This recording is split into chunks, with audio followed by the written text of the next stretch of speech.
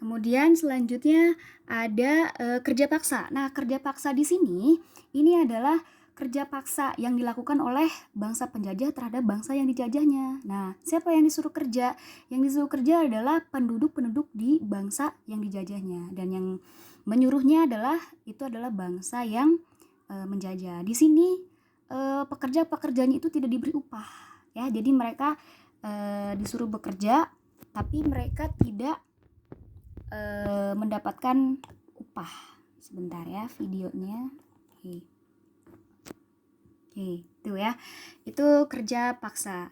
Nah, kemudian ada lagi sistem tanam paksa. Nah, sistem tanam paksa di sini adalah sama. Di sini sama seperti kerja paksa. Nah, sistem tanam paksa ini artinya penduduk-penduduk wilayah bangsa yang dijajah itu mereka dipaksa untuk bekerja menanam secara paksa.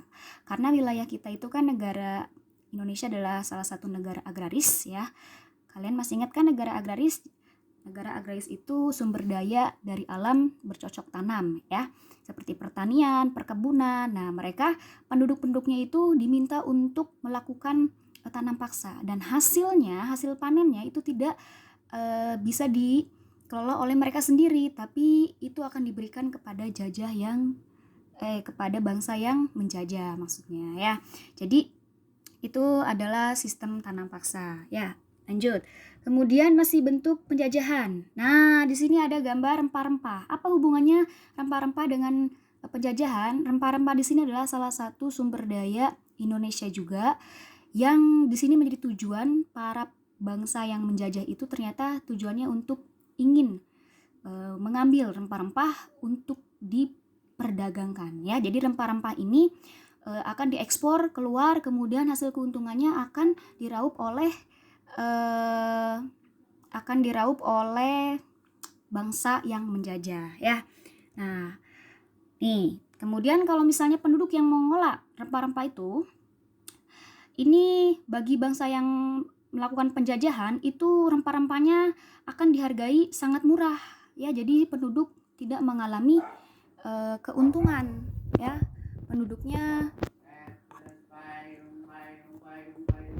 tidak mengalami keuntungan ya. Jadi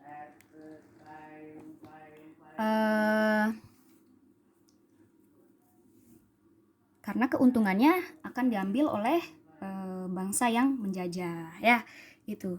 Kemudian nah, ini juga rempah-rempahnya direbut tuh oleh penjajah ya. Jadi dimonopoli, kemudian mereka diperdagangkan rempah-rempahnya, diekspor keluar, dan hasil perdagangannya akan diambil oleh para penjajah, tidak dinikmati oleh bangsa kita ya.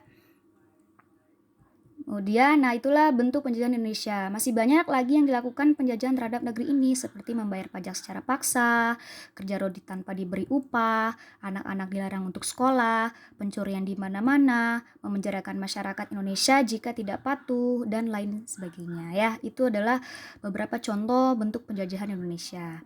Nah, gimana menurut kalian kalau kita hidup di zaman penjajah? Bayangkan ya, sekolah sulit, tidak bisa belajar, tidak bisa bermain, kemudian tidak bisa bebas beraktivitas.